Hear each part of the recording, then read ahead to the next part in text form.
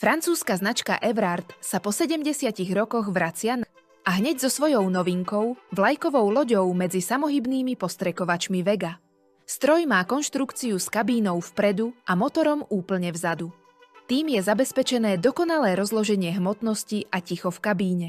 Kolesá a kabína sú vybavené odprúžením. Kabína je k dispozícii v 2 výbavových stupňoch. Stroj má zatiaľ nádrž s objemom 5 až 6 tisíc litrov a hliníkové ramená. Stroj poháňa motor Cummins s výkonom 310 koní. Postrekovač dokáže jazdiť aj krabým chodom. Samozrejmosťou sú pokrokové technológie v podobe udržiavania výšky ramien nad porastom, ovládania sekcií ramien a jednotlivých trysiek. Stroj môže byť vybavený 1 alebo 2 čerpadlami.